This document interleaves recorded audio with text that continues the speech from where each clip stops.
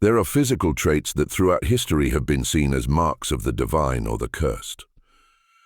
In the tobacco plantations of colonial Virginia, one such trait became the center of a mystery that would consume an entire family's wealth and sanity.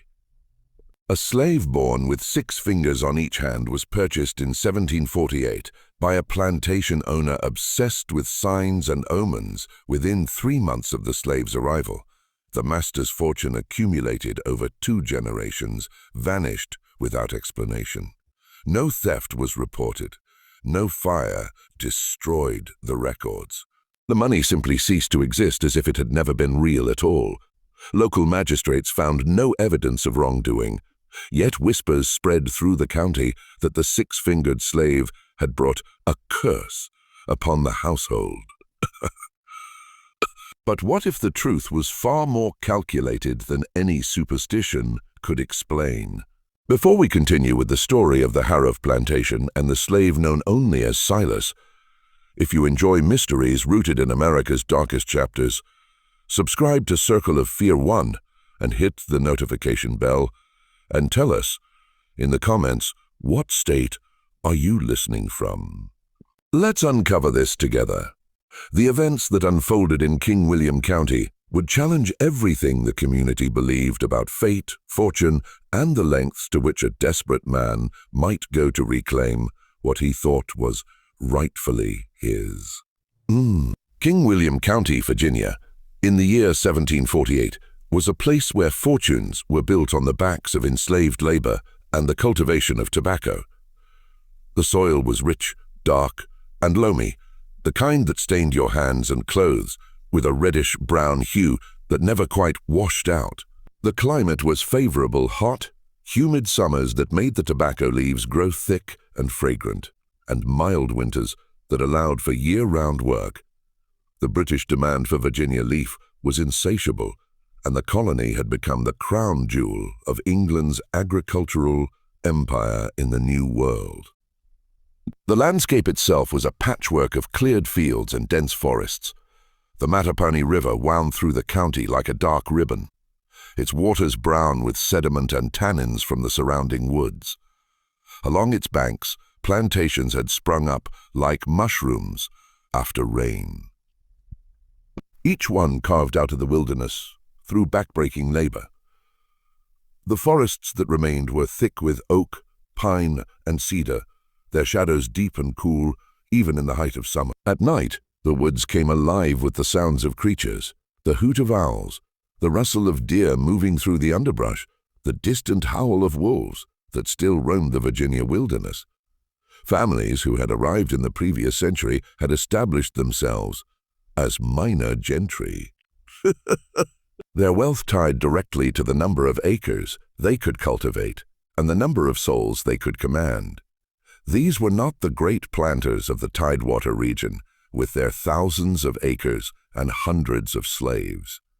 These were middling families, comfortable but not wealthy, always striving to climb higher on the social ladder, always aware that one bad harvest or one unpaid debt could send them tumbling back down.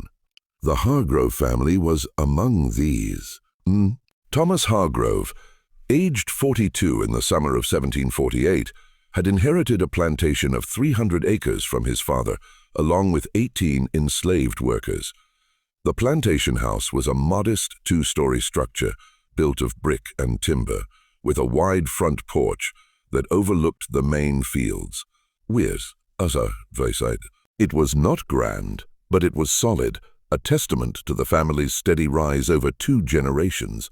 Thomas's father, William Hargrove, had arrived in Virginia in 1702 with little more than ambition and a willingness to endure the brutal work of clearing land. He had been the 3rd son of a minor gentleman in Sussex, England, with no inheritance to speak of and no prospects at home. Virginia had offered him a chance to make something of himself, and he had seized it with both hands. He had worked as an overseer for other planters, saved his money, and eventually purchased a small tract of land. Over the course of 30 years, He had expanded his holdings, acquired slaves, and built the foundation of what would become the Harrow plantation. When William died in 1740, he left his son a thriving enterprise.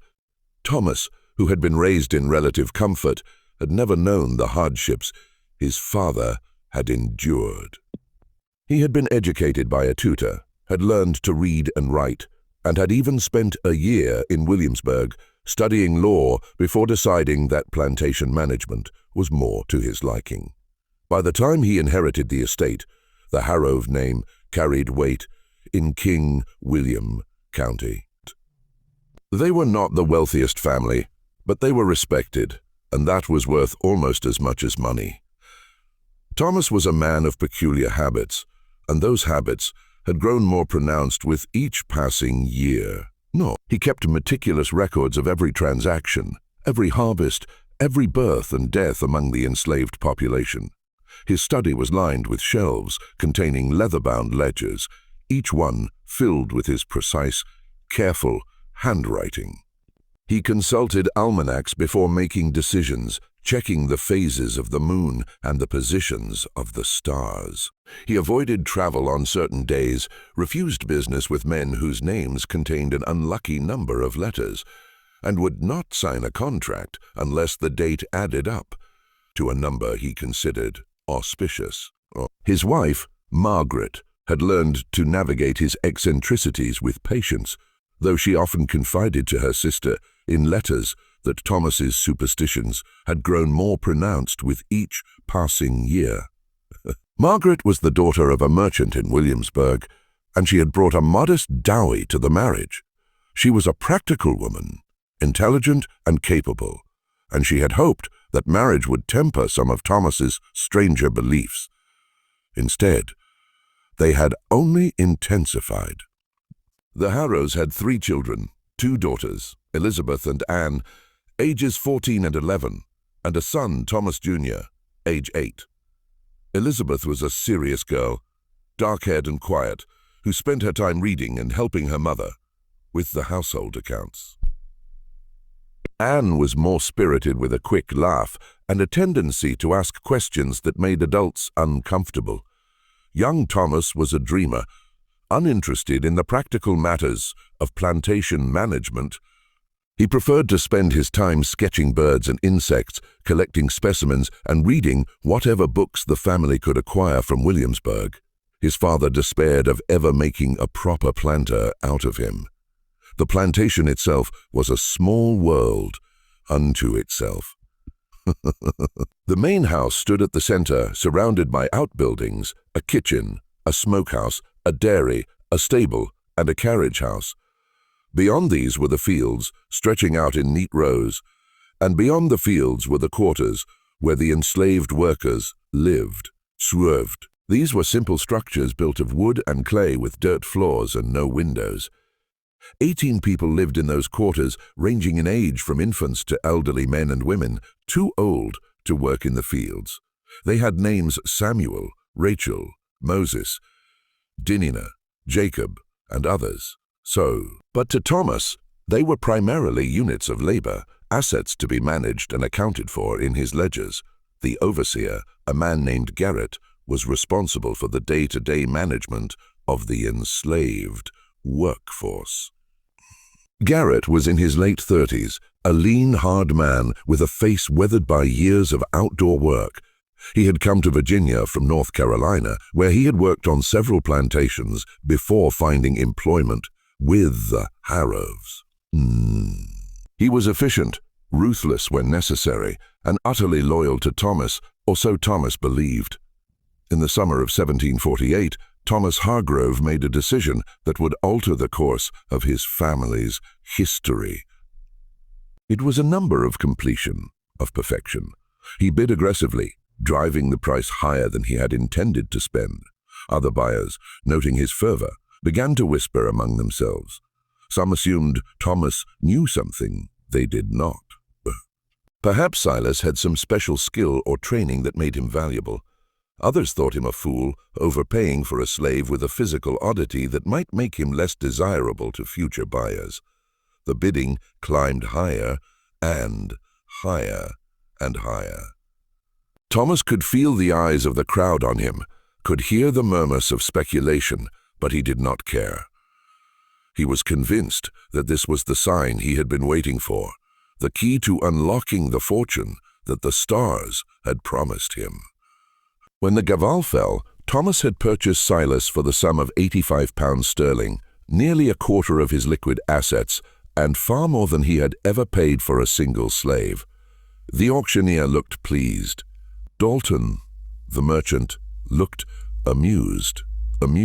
And Silas, standing on the platform with his hands at his sides, looked at Thomas with an expression that was impossible to read.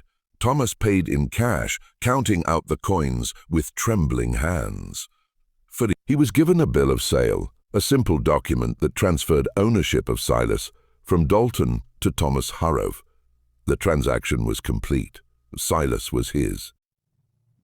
Margaret was horrified when she learned what her husband had done. She had accompanied him to Richmond, but had remained at the inn, uninterested in the grim proceedings of the auction. When Thomas returned with Silas in tow, she saw immediately the cause of her husband's excitement and felt a cold dread settle in her chest. "Thomas, what have you done?" She asked, her voice low so the children would not hear. "I have secured our future," Thomas replied, his eyes bright with conviction. "This man is a sign, Margaret. 6 fingers on each hand. Do you know what that means?" "It means he is a man like any other with an unusual birth," Margaret said. "It means nothing more." "You are wrong," Thomas said, his voice rising.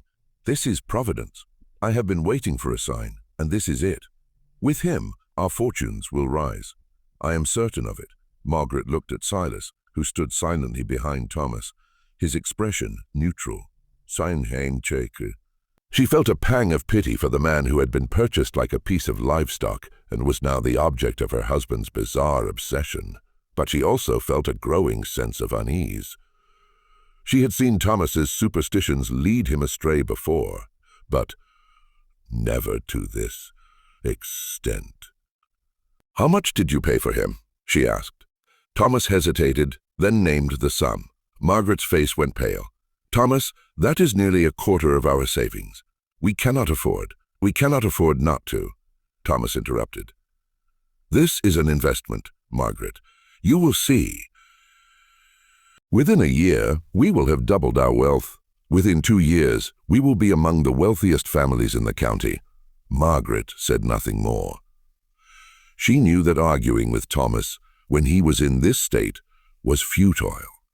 She could only hope that his obsession would fade with time and that the damage would not be too severe. They returned to the plantation the following day. Silas rode in the back of the wagon, his hands bound, not because Thomas feared he would run, but because it was the custom. When they arrived, Thomas brought Silas to the quarters and introduced him to the other enslaved workers. The reaction was mixed. Some were curious about the new arrival, others were wary. When they saw his hands, the whispers began. "He got the devil's mark," one woman muttered. "No, that's a blessing."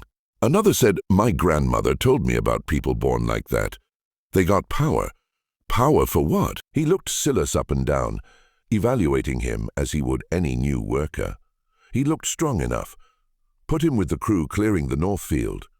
We'll see what he can do. But Thomas had other plans.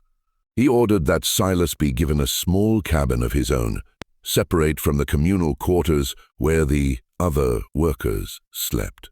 This decision caused immediate resentment among the enslaved population, who saw it as favoritism and confusion among the overseers, who did not understand why this particular man warranted special treatment.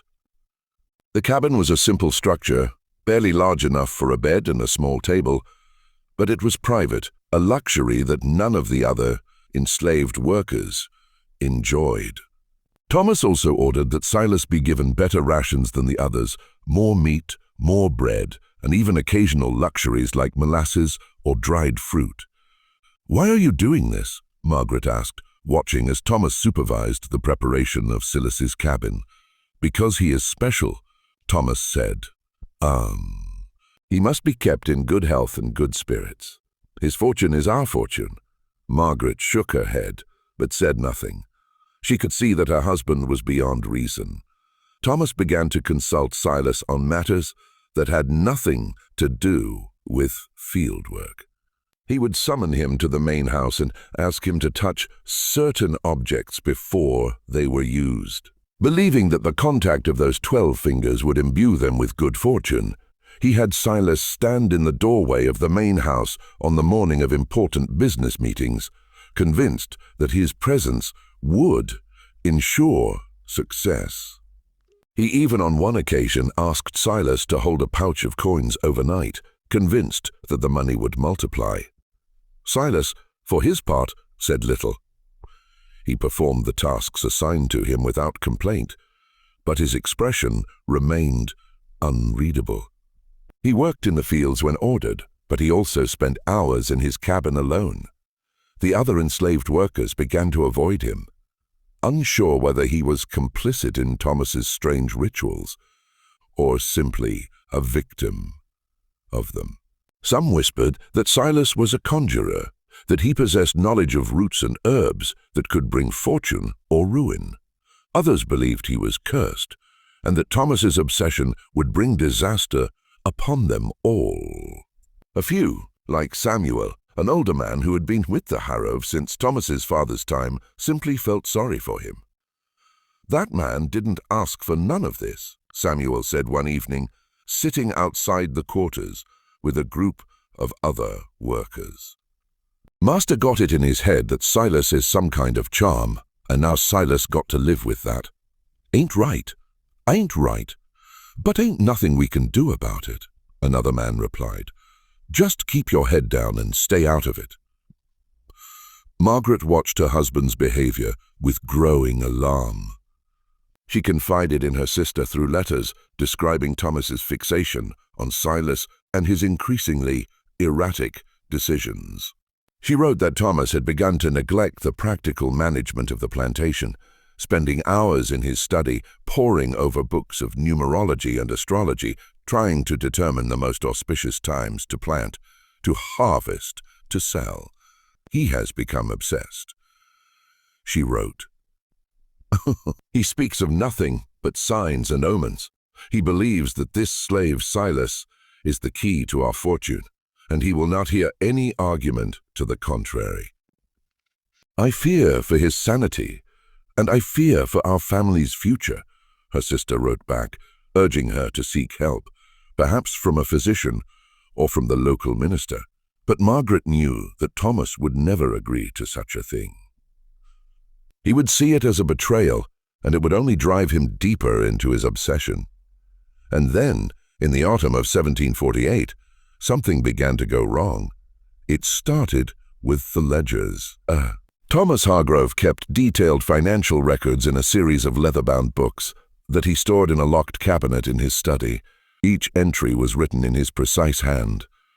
The date, the nature of the transaction, the amount, and any relevant notes. He had maintained this system for 8 years, and it had served him well. He could at any moment tell you exactly how much money he had, where it was invested, and what debts were owed to him. The study itself was Thomas's sanctuary. It was a small room on the second floor of the main house with a single window that looked out over the fields. The walls were lined with shelves containing not only the ledgers, but also books on agriculture, medicine, law, and various esoteric subjects.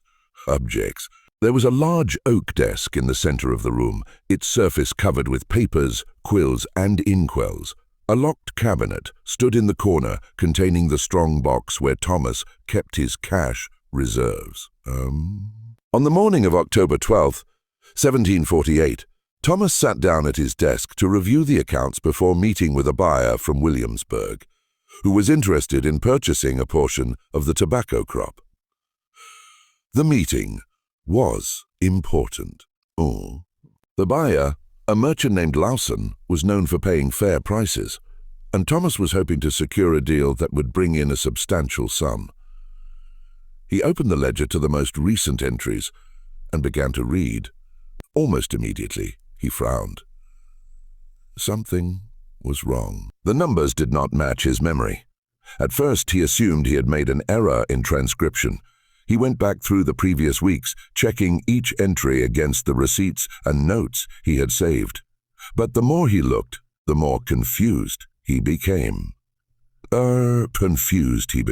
Transactions he remembered clearly were not recorded. Amounts that should have been in the hundreds were listed in the tens. Entire pages seemed to be missing, though there was no evidence that they had been torn out.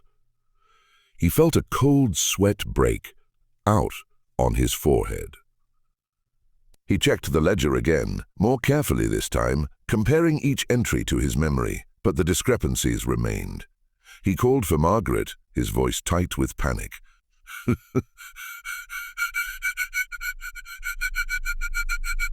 He said, pointing to a page. This entry here, I sold 2 hogsheads of tobacco to Mercer in August. I remember it clearly. We agreed on a price of £40, but the ledger says I sold only 1 hogshead and for £20. Margaret leaned over his shoulder, her brow furrowed. She could see the entry written in Thomas's own hand.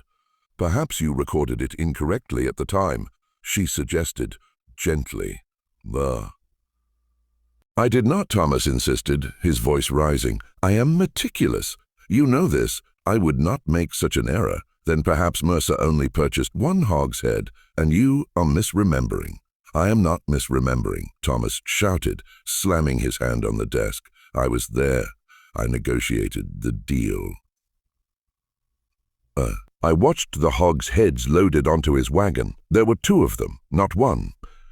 Margaret stepped back, startled by his vehemence. Thomas, please calm yourself. Perhaps if you speak to Mercer, I will speak to no one until I understand what has happened here, Thomas said, his voice shaking. He turned back to the ledger, his hands trembling as he turned the pages. He spent the rest of the day going through the ledgers, cross-referencing every entry with the physical evidence he could find. Receipts, letters, notes from buyers. The more he searched, the more discrepancies he found. It was as if the records had been altered, but there was no sign of tampering. The ink was his own, the handwriting unmistakably his, and yet the information was wrong.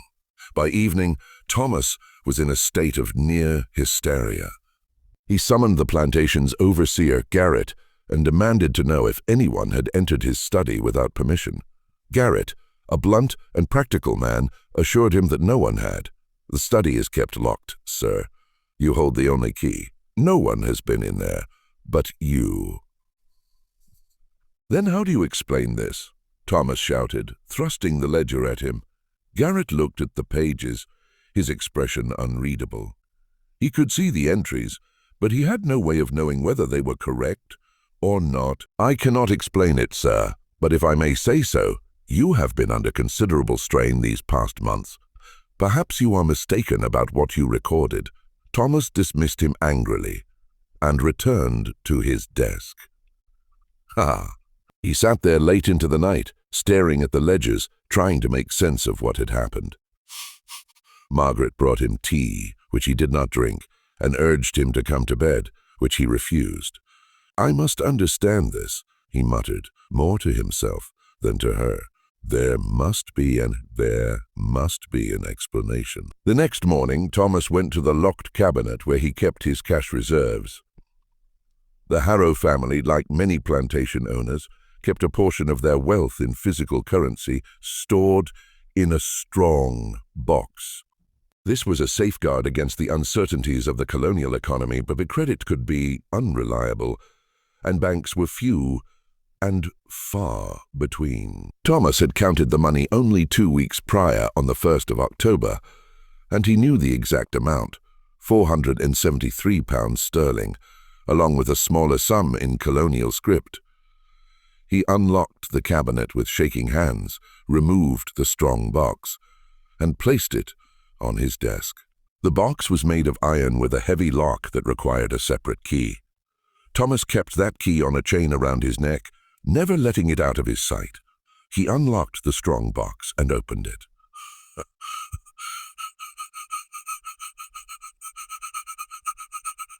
He counted it once, his fingers fumbling with the coins and notes. Then he counted it again, and then a third time, his breath coming in short, sharp gasps. There were only £212. More than half of the cash was missing. Thomas's mind raced. He looked around the study as if expecting to find the missing money lying on the floor or tucked behind a book. But there was nothing. He checked the strong box again, running his hands along the inside, searching for a hidden compartment or some explanation for the missing funds. But the box was solid with no secret spaces. He sat down heavily in his chair, his face ashen. This was impossible. The strong box had been locked. The strong box had been locked. The cabinet had been locked. The study had been locked. No one had access but him. And yet the money was gone. He called for Margaret again, and this time his voice was barely above a whisper. "The money," he said when she entered. "It's gone." "What do you mean gone?" "Half of it. More than half. I counted it 2 weeks ago. There were £473. Now there are only 212. Margaret stared at him, her face pale. "That's not possible." "I know it's not possible," Thomas shouted, his voice breaking. "But it's true. The money is gone." Margaret looked at the strong box, then at her husband. She could see the terror in his eyes, and she felt a cold fear settle in her own chest. "Who has access to the study?" she asked. "No one. Only me. I have the only key to the study and the only key to the strong box." "Then where could the money have gone?" "I don't know," Thomas said, his voice hollow. "I don't know." Over the following days, Thomas questioned everyone in the household. He interrogated Margaret, though she had no access to the study and no knowledge of where he kept the strong box key. He questioned the children, though they were too young to have any involvement. Weird. He questioned the house servants, 2 women who cooked and cleaned, and a boy who tended the fires and ran errands. He questioned Garrett and the other overseers. He even questioned some of the enslaved workers, though they had no access to the main house, let alone the study. No one had seen anything. No one had heard anything. No one had any explanation. Thomas began to suspect that he was losing his mind. He would lie awake at night, staring at the ceiling, trying to remember every detail of the past few weeks. Had he spent the money and forgotten? Had he moved it somewhere else? But he could find no evidence of either. His memory, usually so precise, seemed to be failing him. And then the situation worsened. Thomas discovered that debts he thought had been paid were still outstanding. A creditor named Lawson came to the plantation demanding payment for a loan that Thomas had no memory of taking. When Thomas insisted that he had already paid the debt, Lawson produced a promissory note, signed in Thomas's own hand, showing that the debt was still owed. "This is impossible," Thomas said, staring at the note. "I paid you in September. I remember it clearly." "You did not, sir," Lawson said, his voice firm but not unkind. "I have been waiting for payment for 3 months. If you cannot pay, I will be forced to take legal action." Thomas paid the debt using some of the remaining cash from the strong box, but he was shaken. He had no memory of signing the promissory note, no memory of borrowing the money. It was as if entire portions of his life were being erased. Other problems began to surface. Buyers he believed he had agreements with claimed they had never finalized the transactions. His tobacco crop, which he had expected to sell for a substantial sum, fetched far less than anticipated because, according to the buyers, the quality was not what Thomas had promised. Some of the hogsheads contained leaves that were poorly cured or mixed with inferior grades or damaged by moisture. Thomas was baffled. He had overseen the curing process himself, or so he thought, but when he went to inspect the tobacco stores, he found that Garrett's records did not match his own the According to Garrett, several hogsheads had been damaged by a leak in the roof of the curing barn, and Thomas had ordered them to be sold at a discount. Thomas had no memory of this. "Are you certain I gave that order?" Thomas asked Garrett. "Yes, sir." "Why? Oh. You came to the barn in late September and inspected the damage yourself. You said we should sell what we could and take the loss." "I don't remember that," Thomas said, his voice barely above a whisper. Garrett looked at him with concern. "Sir, are you feeling well? You've seemed distracted lately." "I am fine," Thomas snapped, but he knew he was not fine. Something was terribly wrong, and he did not know what. Margaret, desperate to understand what was happening, began to keep her own records, noting every transaction and every conversation. She found that Thomas's memory of events often differed from what others remembered. When she gently suggested that he might be mistaken, he flew into a rage, accusing her of conspiring against him. "You think I'm mad, don't you?" he shouted one evening after she had questioned his recollection of a conversation with a buyer. "I think you are under a great deal of stress," Margaret said carefully, "and I think that stress is affecting your memory." "My memory is fine," Thomas roared. "It's everyone else who is lying." Or perhaps, he trailed off, his eyes widening, perhaps it's him. "Who?" "Silas, the six-fingered man. He's done this. He's cursed me." Margaret felt a chill run down her spine. "Thomas, that's absurd." "Silas is just a man. He has no power to. He has 12 fingers. Thomas interrupted, his voice rising. 12, that's a powerful number. He's used it against me. He's stolen my fortune, or hidden it, or made me forget where it is. I don't know how, but I know it's him. Thomas, please listen to yourself. You're not making sense." But Thomas was beyond listening. "Yay." He stormed out of the room, leaving Margaret alone with her fears. The enslaved workers on the plantation began to notice the change in their master's behavior. He became erratic, unpredictable. He would order work to be done, and then the next day insist that he had given no such order. He accused the overseers of stealing from him, though he could provide no evidence. He began to spend hours alone in his study, poring over the ledgers, muttering to himself. And through it all, Silas remained a silent presence. Thomas's obsession with him had not diminished. If anything, it had intensified. He began to blame Silas for the financial troubles, convinced that the six-fingered man had somehow cursed him. But he also believed that Silas held the key to reversing the curse, and so he kept him close, demanding that he perform increasingly bizarre rituals. One evening in late November, Thomas summoned Silas to the main house. Margaret and the children had retired for the night, and the house was quiet. The only sounds were the creak of the floorboards and the distant hoot of an owl in the woods. Thomas led Silas into the study and closed the door, locking it behind them. "You have done this," Thomas said, his voice low and dangerous. He stood with his back to the door, blocking Silas's exit. "You have brought ruin upon my house." Silas said nothing. He stood with his hands at his sides, his expression calm. He had learned in his years of enslavement that silence was often the safest response. "I know what you are," Thomas continued, stepping closer. "You are a conjurer. You have used your devil's hands to steal my fortune, but I will not let you destroy me.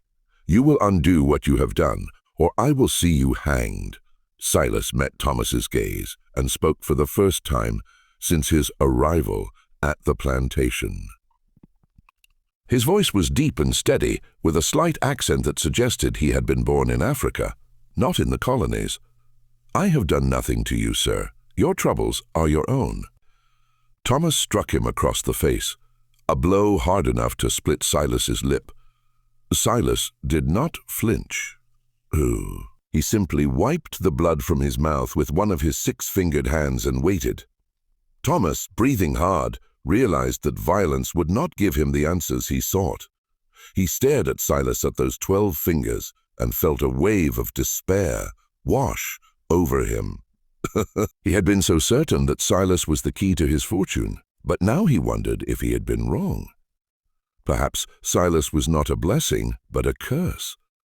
He dismissed Silas and sat alone in the study, staring at the ledgers, trying to understand how his life had come to this. He had been a successful planter, a respected member of the community, and now he was on the verge of ruin, and he did not know why. By December, the Harrow family's financial situation had become dire. Thomas could not pay his debts. Creditors began to circle, demanding payment. Some were patient, willing to extend credit in the hope that Thomas would recover. Others were less forgiving, threatening legal action if they were not paid immediately. The plantation, which had been prosperous for decades, was on the verge of collapse. The enslaved workers could sense the tension, and it affected their work. Productivity declined. Accidents became more frequent. The atmosphere on the plantation was one of fear and uncertainty. And then on the night of December 15th, 1748, something happened that would change everything. The fire started in the study. It was past midnight when Margaret woke to the smell of smoke. At first, she thought she was dreaming, but then she heard the crackle of flames, and she sat bolt upright in bed, her heart pounding. "Thomas," she shouted, shaking her husband awake. "Thomas, wake up." "There's a fire." Thomas jerked awake, disoriented. For a moment, he didn't understand what was happening. Then he smelled the smoke, and terror seized him. They rushed out of the bedroom and into the hallway. Smoke was pouring up the stairs from the first floor, thick and acid. Margaret ran to the children's rooms, waking them and hurrying them toward the stairs. Elizabeth and Anne were crying, and young Thomas was coughing, his eyes streaming. "Get them outside," Thomas shouted to Margaret. "I'll get the servants." Margaret led the children down the stairs, through the smoke, and out the front door. The cool night air was a shock after the heat of the house. She looked back and saw flames flickering in the windows of the study. Thomas roused the house servants and sent them running for help. Within minutes, the enslaved workers from the fields came running with buckets, forming a line from the well to the house. They worked frantically, passing buckets of water hand to hand, throwing the water onto the flames, but the fire had taken hold. The study was on the second floor, and the flames were spreading to the roof. The heat was intense, and the smoke was so thick that it was difficult to breathe. Garrett arrived, shouting orders, organizing the workers into a more efficient line. Silas was among them, his 6-fingered hands moving with the same speed and dexterity as anyone else's. He worked without speaking, his face grim. It took nearly an hour to bring the fire under control. By the time the flames were finally extinguished, the study was destroyed. The roof had partially collapsed and the walls were blackened with soot. The smell of smoke hung heavy in the air, and the ground around the house was muddy with spilled water. Thomas stood in the ruins, his face blackened with soot, and wept. Everything in the study was gone. The ledgers, the books, the papers, all reduced to ash. The strong box, though intact, had been exposed to the intense heat, and when Thomas opened it, he found that the remaining cash had been reduced to charred fragments. Every record of the Harrow family's finances had been destroyed. Margaret stood beside him, her hand on his shoulder, but she did not know what to say. The children huddled together on the front porch, wrapped in blankets, their faces pale with shock. The magistrate, a man named Whitfield, was summoned to investigate. He arrived the next morning, a tall, thin man with a stern face and a reputation for fairness. He questioned everyone in the household, starting with Thomas and Margaret, then moving on to the servants and the overseers. "Can you tell me what happened?" Whitfield asked Thomas. "I don't know," Thomas said, his voice from the smoke. "I was asleep. Margaret woke me, and the study was already on fire. Was there a candle burning in the study? I don't remember. I may have left one burning. I was working late. Do you often work late? Yes, I've been trying to sort out my accounts. There have been discrepancies. Whitfield made a note of this.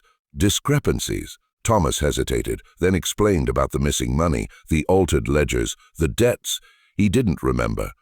As he spoke, he could see the skepticism in Whitfield's eyes. And you believe someone tampered with your records? Whitfield asked. I don't know what to believe, Thomas said. But yes, I think someone did. Who had access to your study? No one. Only me. I kept it locked. And the key? I kept it with me at all times. Whitfield questioned the servants and the overseers. None of them had seen or heard anything unusual before the fire. Garrett confirmed that the study was always kept locked and that Thomas was the only one with a key. What about the slave, Silas? Whitfield asked. I understand he's been the subject of some unusual attention from you. Thomas's face flushed. Silas had nothing to do with this. Are you certain? You just told me you believe someone has been tampering with your records. Could it have been him? Silas has no access to the study. He can't read or write. How could he have altered the ledgers? Perhaps he had help. Or perhaps he started the fire to destroy the evidence. Thomas shook his head. No, Silas was in his cabin when the fire started. I'm certain of it. Whitfield questioned Silas, who confirmed that he had been in his cabin and had come running when he heard the alarm. Several other enslaved workers corroborated this. After a thorough investigation, Whitfield concluded that the fire had been accidental, likely caused by a candle left burning too close to the ledgers. Thomas, he noted, had been spending long hours in the study and had been in a state of considerable distress. It was not difficult to imagine that he had been careless. I understand you've been under a great deal of strain, Whitfield said to Thomas.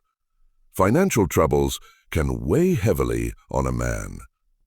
It's possible that in your distraction you left a candle burning. I don't remember leaving a candle burning, Thomas insisted. But you admit you may have. I suppose it's possible. Whitfield closed his notebook. Then I'm ruling this an accidental fire. I see no evidence of arson or foul play. I'm sorry for your loss, Mr. Harrove. I hope you're able to rebuild.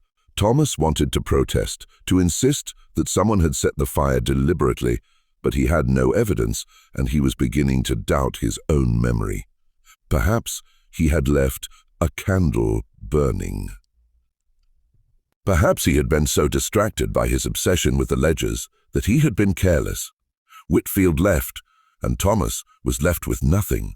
No records, no cash, and a plantation that was rapidly falling into debt. In the months that followed, the Harrove family's decline accelerated. Thomas sold parcels of land to pay his creditors. He sold enslaved workers, including some who had been with the family for years.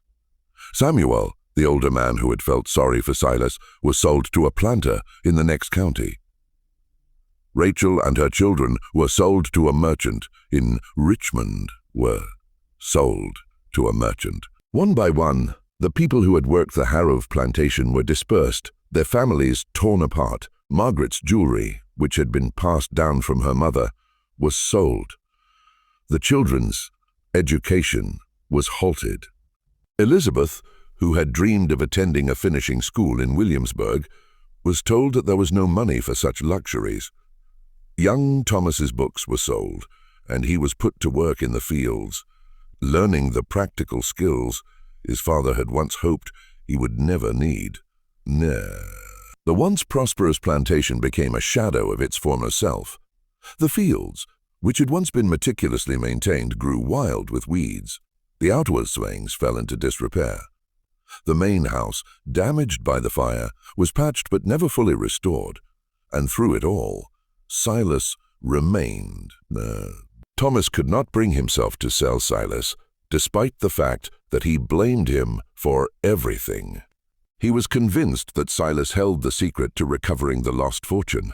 and he clung to this belief with the desperation of a drowning man. Margaret, meanwhile, had begun to form her own theory about what had happened. She had watched her husband's descent into obsession and madness, and she had seen the way his grip on reality had loosened. She believed that Thomas had destroyed his own fortune, not through any curse or conjuring, but through his own erratic behavior and poor decisions. She believed that he had mismanaged the accounts, made bad deals, and then, unable to face the truth, had convinced himself that he was the victim of some supernatural force. But she kept these thoughts to herself.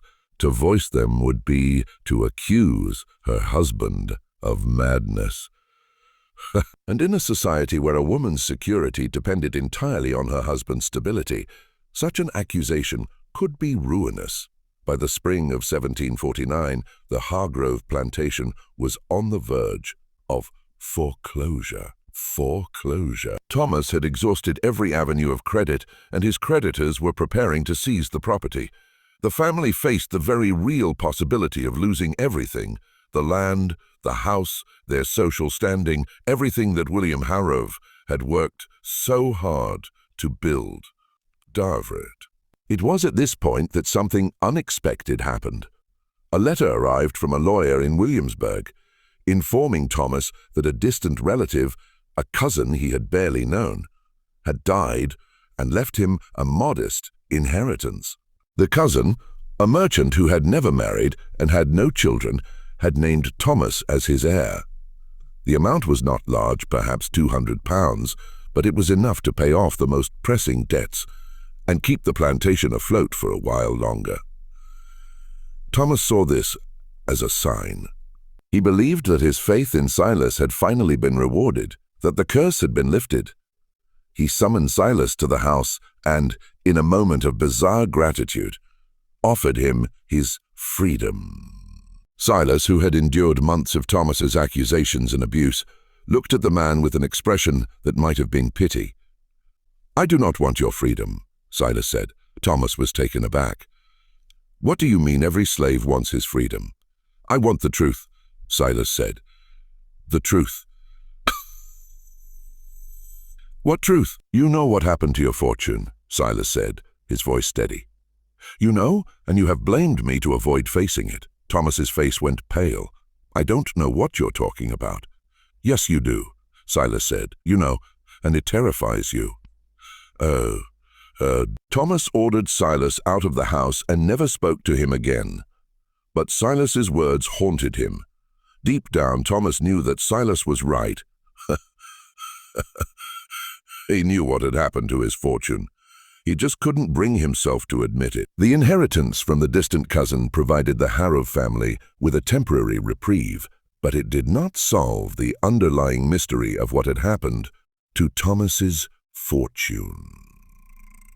Margaret, who had been quietly conducting her own investigation, began to piece together a picture that was both disturbing and tragically mundane. She started by speaking to the buyers and creditors who had dealt with Thomas over the past year. She did this carefully, framing her questions as innocent inquiries about business matters, so as not to arouse suspicion or damage what little remained of the family's reputation. What she learned was illuminating and deeply troubling. Several buyers reported that Thomas had approached them with offers to sell tobacco at prices far below market value. When they had agreed, Thomas had later claimed that he had never made such offers and accused them of trying to cheat him. In some cases, he had delivered tobacco of poor quality, insisting that it was the premium leaf he had promised. In other cases, he had failed to deliver at all and then denied that any agreement had been made. One buyer, a merchant named Carlyle, told Margaret a particularly disturbing story. He said that Thomas had come to his warehouse in Richmond in September, offering to sell 10 hogsheads of tobacco at a very low price. Carlyle, sensing an opportunity, had agreed immediately and paid Thomas in cash. But when Carlyle's men arrived at the Harrove plantation to collect the tobacco, Thomas had flown into a rage, insisting that he had never made such a deal, and accusing Carlyle of trying to steal from him. I showed him the receipt signed in his own hand. Carlyle told Margaret, but he insisted it was a forgery. He threatened to have me arrested. I had to leave without the tobacco, and I lost the money I had paid him. Margaret was horrified. Did you take legal action? I considered it, Carlyle said. But I heard that your husband was having difficulties. I didn't want to add to his troubles. I wrote off the loss and decided to have no further dealings with him. Margaret thanked him and moved on to the next creditor. The pattern was the same everywhere she looked. Thomas had made agreements, taken money, and then denied that any transaction had occurred. He had borrowed money and then insisted that the debts had been paid. He had sold goods and then claimed that they had been stolen. One creditor, a man named Lawson, told Margaret that Thomas had borrowed a significant sum of money in August, and then weeks later had come to him insisting that the debt had already been paid. When Lawson produced the promissory note, Thomas had flown into a rage, claiming that the note was a forgery. "I've known your husband for 10 years, Lawson said. He's always been a bit peculiar, but this was different. He genuinely seemed to believe that he had paid me, even though I had the note right there in front of him. It was as if he was living in a different reality." Margaret also spoke to Garrett, the overseer, who had been with the family for years. Garrett was reluctant to speak ill of his employer, but when pressed, he admitted that Thomas's behavior had become increasingly erratic over the past year. He would give me orders one day, and then the next day he would insist that he had given completely different orders. Garrett said he would forget conversations we had just had. He would accuse me of things I hadn't done. I started keeping my own records just to protect myself. "May I see those records?" Margaret asked. Garrett hesitated, then nodded. He went to his cabin and returned with a leather satchel. Inside were ledgers similar to the ones Thomas had kept, but with different entries. Margaret opened them and began to read. What she found was a detailed account of the plantation's operations over the past year, including notes on Thomas's behavior. And Garrett had recorded every order Thomas had given, every conversation they had had, every transaction that had been made. The records painted a picture of a man whose mind was deteriorating, who could not remember what he had done or said from one day to the next. But there was something else in the ledgers, something that made Margaret's blood run cold. Garrett had been skimming money from the plantation. The entries were carefully disguised, hidden among the legitimate transactions. But once Margaret knew what to look for, they were unmistakable. Small amounts taken regularly over the course of months, adding up to a substantial sum. Margaret looked up at Garrett, her face pale. "You've been stealing from us?" Garrett's expression didn't change. "I've been taking what I'm owed." "Oh, you're owed. You're paid a salary that barely covers my expenses," Garrett said. "I've worked for your family for 5 years, Mrs. Hargrove. I've kept this plantation running while your husband lost his mind. I've dealt with his accusations, his paranoia, his impossible demands. I earned that money." "You stole it," Margaret said, her voice shaking with anger. "Call it what you like," Garrett said. "But I'm not the one who destroyed this family. Your husband did that all on his own." Margaret wanted to argue to defend Thomas, but she couldn't, because she knew that Garrett was right. Thomas had destroyed the family, not through any curse or conspiracy, but through his own actions. She took the ledgers and returned to the main house. She knew what she had to do, but she dreaded it. She would have to confront Thomas with the truth, and she didn't know how he would react. That evening, after the children had gone to bed, Margaret sat down with Thomas in the parlor. She laid the ledgers on the table between them. "I need to show you something," she said. Thomas looked at the ledgers, his face wary. What are those? Garrett's records. Garrett's records. He's been keeping his own account of the plantation's operations. Why would he do that? Because he didn't trust your records, Margaret said gently. And Thomas, there's something else. Garrett has been stealing from us. Thomas's face went white. Stealing? How much? How much? I don't know exactly, but it's a substantial amount, enough to account for some of the missing money. Thomas grabbed the ledgers and began to read, his hands shaking. As he read, his expression changed from shock to anger to something that looked like relief. So, it was him, Thomas said. It was Garrett all along. He stole from me, and then he set the fire to cover his tracks.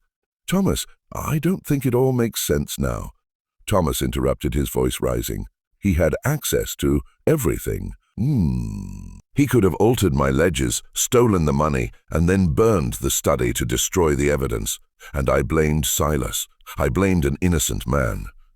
Margaret wanted to tell him that it wasn't that simple, that Garrett's theft was only part of the story. But she could see the hope in Thomas's eyes, the desperate need to believe that he was not responsible for what had happened. And she didn't have the heart to take that away from him. What do you want to do? She asked. I want to see him arrested, Thomas said. I want him to pay for what he's done. The next day, Thomas went to the magistrate and filed a complaint against Garrett. He brought the ledgers as evidence, and he gave a detailed account of the theft. Whitfield listened carefully, examined the ledgers, and then summoned Garrett to answer the charges. Garrett did not deny the theft. He admitted it openly, just as he had to Margaret. But he also told his side of the story, describing Thomas's erratic behavior, his paranoia, his inability to manage the plantation. I kept this place running, Garrett said. While Mr. Hargrove was obsessing over his six-fingered slave and his omens, I was doing the work that needed to be done. I took what I was owed, nothing more. Whitfield considered the evidence. The theft was clear, and Garrett had admitted to it. But the magistrate could also see that the situation was more complicated than a simple case of embezzlement. Mr. Garrett, Whitfield said, you have admitted to stealing from your employer. That is a serious crime. However, I also note that Mr. Harrove's management of his affairs has been questionable. I am prepared to show leniency if you agree to make restitution. I have no money to make restitution, Garrett said. I spent what I took. Then you will work off the debt. Whitfield said, I am sentencing you to 7 years of indentured servitude. Your wages will be paid directly to Mr. Hargrove as restitution for the theft. Garrett accepted the sentence without protest. He was taken away, and Thomas was left with a hollow victory. The restitution would take years to collect, and it would amount to only a fraction of what had been stolen. The Harrove fortune was gone, and no amount of legal action could bring it back. But Thomas clung to the belief that he had been vindicated. He told himself that Garrett had been responsible for everything. The missing money, the altered ledgers, the fire. He refused to consider the possibility that his own actions had played a role in the family's downfall. Margaret knew better. She had seen the evidence, had spoken to the buyers and creditors, had read Garrett's records. She knew that Garrett's theft was only part of the story. The rest of it, the bad deals, the forgotten transactions, the erratic behavior, that was all Thomas. But she said nothing. She had learned that there was no point in arguing with Thomas when he was determined to believe something, and perhaps, she thought, it was better this way. Perhaps it was better for Thomas to believe that he had been the victim of a conspiracy rather than face the truth that he had destroyed his own fortune through his own madness. In the months following Garrett's arrest, the Harrove plantation continued its slow decline. Maya. The inheritance from Thomas's cousin had provided a brief respite, But it was not enough to reverse the damage that had been done. The family was still deeply in debt, and creditors continued to press for payment. Thomas, however, seemed to have regained some of his old confidence. He believed that with Garrett gone, he could rebuild what had been lost. He threw himself into the work of managing the plantation, determined to prove that he was still capable. But the problems persisted. Crops failed. Workers fell ill. Equipment broke down. It was as if the plantation itself was cursed, though Margaret knew that the real problem was much more mundane. The plantation was understaffed, underfunded, and poorly managed. Thomas, despite his renewed energy, was not the man he had once been. His judgment was still impaired, his memory still unreliable, and Silas remained. Thomas had stopped his bizarre rituals, no longer asking Silas to touch objects or stand in doorways, but he had not sold him, and he had not granted him his freedom, despite his earlier offer. Silas continued to work in the fields, a silent, enigmatic presence. Margaret had begun to feel a strange sympathy for Silas. He had been caught up in Thomas's obsession through no fault of his own, only he had endured months of abuse and suspicion. She wondered what he thought of the family, of the plantation, of the strange turn his life had taken since he had been purchased at that auction in Richmond. One afternoon, Margaret found herself alone in the yard when Silas was returning from the fields. She called to him, and he stopped, waiting for her to speak. "I need to ask you something," Margaret said, her voice steady. "About the fire." Silas regarded her with his calm, unreadable expression. "What do you wish to know? Did you set it?" "No." "Do you know who did?" Silas hesitated, and for the first time, Margaret saw something flicker in his eyes. It was not fear, but something close to it. Caution, perhaps. "I know what your husband believed." "Silas said he believed that I was a conjurer, that I had cursed him, but I'm not a conjurer, and I did not curse him. I'm simply a man who was born with an extra finger on each hand." "Then, what happened to the fortune?" Margaret asked. Silas looked at her for a long moment, as if weighing whether to trust her. Finally, he spoke. "Your husband destroyed it himself, not through magic, but through his own actions. He made poor decisions, forgot what he had done, and then blamed others when things went wrong. I watched it happen. I tried to tell him, but he would not listen. And the fire." Silas's expression darkened. The fire was set by someone who wanted to erase the evidence of what had really happened. Someone who knew that if the ledgers were examined closely, the truth would come out. Margaret felt a chill run down her spine. "Who?" Silas did not answer directly. Instead, he said, "Your husband was not the only one who kept records. Garrett, the overseer, kept his own ledgers. He has them still hidden in his quarters. If you want to know the truth, you should look at those." "I've already seen them." Margaret said Garrett was arrested for theft. "Then you know Silas said you know what he did."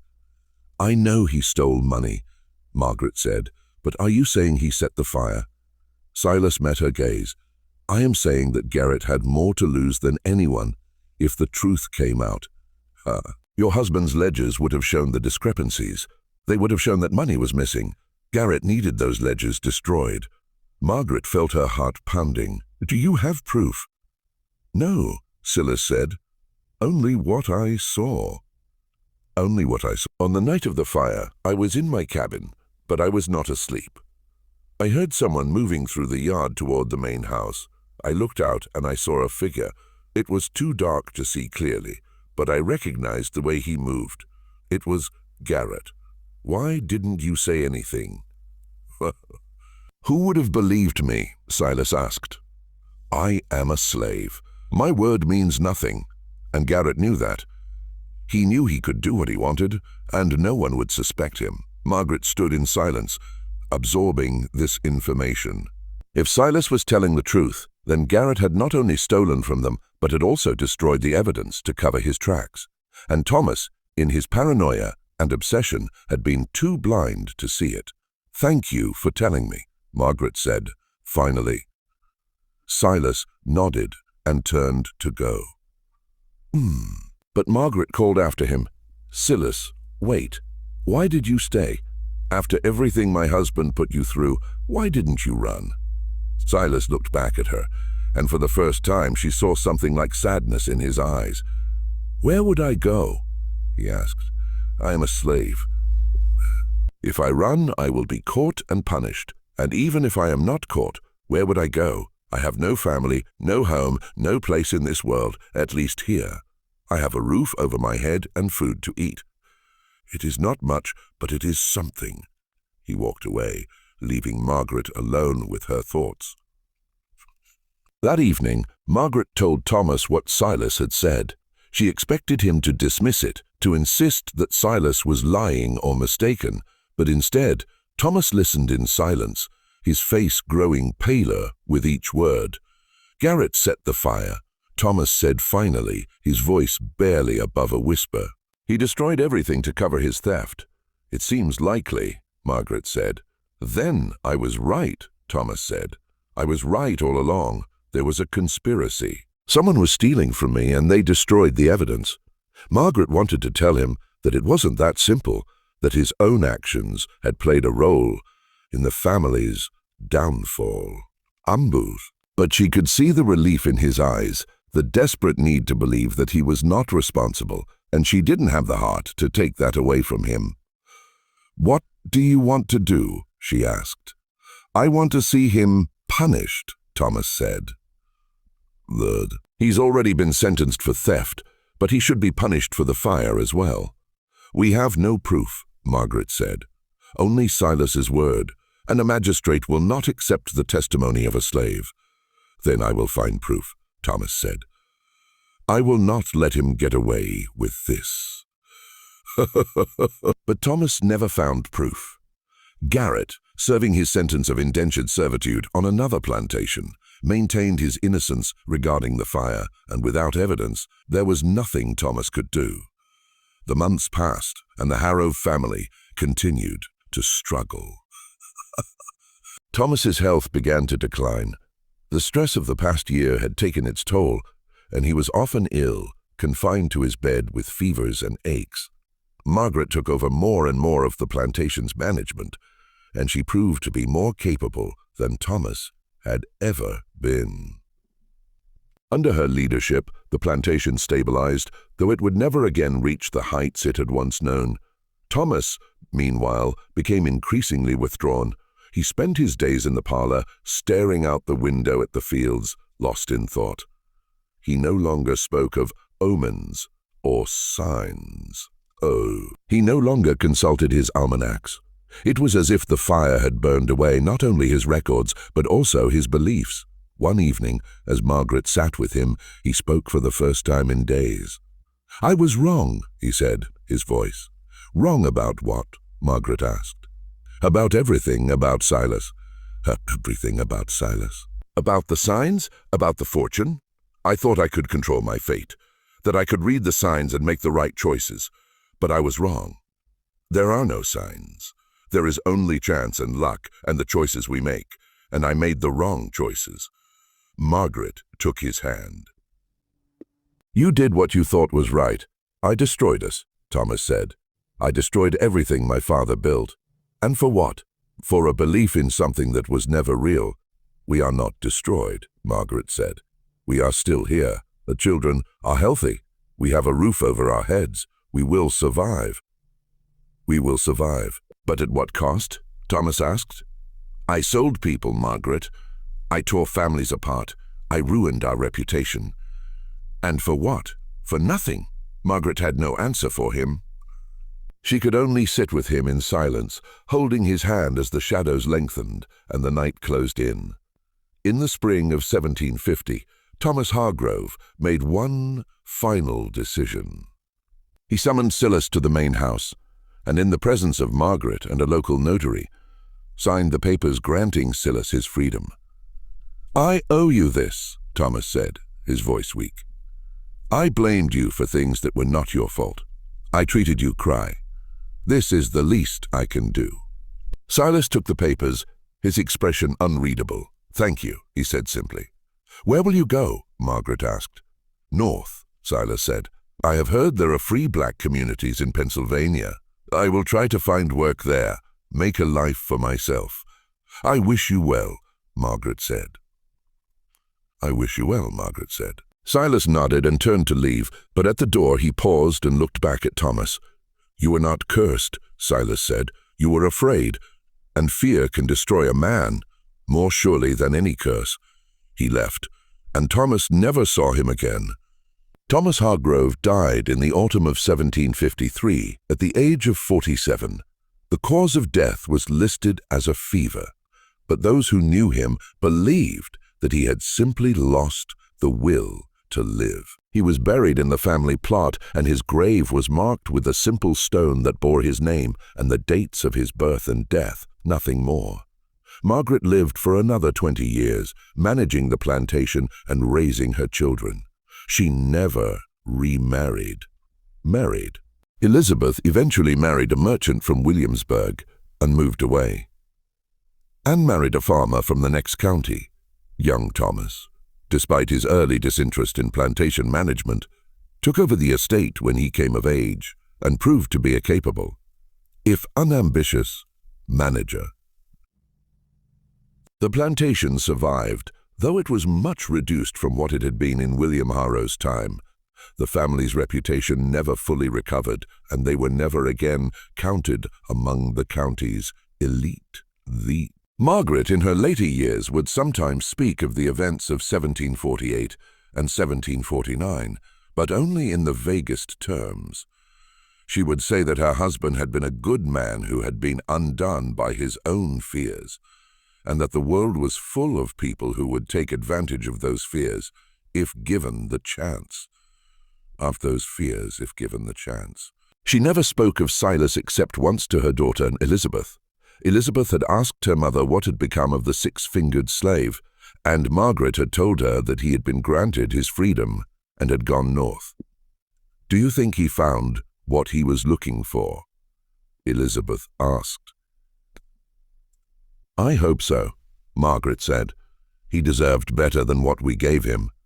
The story of the six-fingered slave and the fortune that disappeared became a local legend told and retold in the taverns and parlors of King William County. Some versions of the story claimed that Silas had been a conjurer, that he had cursed the Harrow family for their cruelty. Others said that he had been innocent, a victim of circumstance and superstition. The truth, as is often the case, was more complicated than either version allowed. Thomas Hargrove had not been cursed. He had been a man of his time, shaped by the beliefs and superstitions of the 18th century. He had believed in signs and omens because he wanted to believe that the world was ordered, that there was a pattern to events, that he could control his fate if only he could read the signs correctly. But the world is not ordered. There are no signs, no omens, no patterns that can be read and understood. There is only chance and choice and the consequences of our actions. Thomas had made poor choices. He had become obsessed with Silas, convinced that the six-fingered man was the key to his fortune. In his obsession, he had neglected the practical management of his plantation. He had made bad deals, forgotten transactions, and alienated buyers and creditors.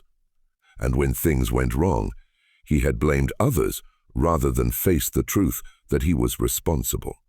Garrett had taken advantage of Thomas's distraction and his deteriorating mental state. He had stolen money, and when he feared that he would be caught, he had set the fire to destroy the evidence.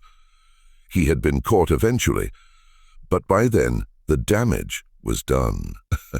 The Harrow fortune was gone, and it could not be recovered. Silas had been innocent. He had been caught up in Thomas's obsession through no fault of his own. He had endured months of abuse and suspicion, and he had borne it with a dignity that few men could have mustered. When he was finally granted his freedom, he had left without bitterness, seeking only to make a life for himself in a world that had given him little reason to hope. What became of Silas after he left the Harrow plantation is not known. There are no records of a six-fingered man in the free black communities of Pennsylvania, though that does not mean he did not arrive there. Perhaps he changed his name, or perhaps he settled in a place where his unusual hands were not remarked upon. Or perhaps he died on the road, another casualty of a world that was cruel to those who were different. The Harrow plantation still stands, though it is now a private residence, and the Harrow name has long since faded from memory. The main house has been renovated and expanded, and the fields where tobacco once grew are now planted with corn and soybeans. The quarters where the enslaved workers lived are gone, torn down decades ago, and there is no marker to indicate that they ever existed. But if you visit King William County and ask the older residents about the six-fingered slave, some will still tell you the story. They will tell you about the master who went mad, the fortune that vanished, and the fire that destroyed the evidence. And they will tell you that sometimes the things we fear the most are not curses or demons, but the truths we cannot bear to face. Thomas Harrow feared that he was not in control of his fate. He feared that his fortune was built on sand, that it could disappear at any moment. And so he sought signs and omens, believing that if he could read them correctly, he could secure his future. But in seeking those signs, he lost sight of what was real. He neglected his business, alienated his allies, and drove himself to madness. And in the end, his fears came true, not because of any curse or supernatural force, but because of his own actions. The fortune that disappeared overnight was not stolen by a six-fingered conjurer. It was not destroyed by a curse. It was squandered by a man who was too afraid to face reality and too proud to admit his mistakes. And that perhaps is the most terrifying thing of all. Not that the world is full of curses and demons, but that we are capable of destroying ourselves through our own fears and delusions. The story of Thomas Hargrove and Silas is a reminder that the greatest dangers we face are often not external, but internal. They are the fears we carry, the beliefs we cling to, and the truths we refuse to see. And sometimes those dangers are more destructive than any curse could ever be. What do you think of this story? Do you believe Thomas Harrow was a victim of his own mind? Or was there something more at play? Leave your comment below. If you enjoyed this tale and want more stories like this, subscribe to Circle of Fear, hit the notification bell, and share with someone who loves mysteries rooted in history.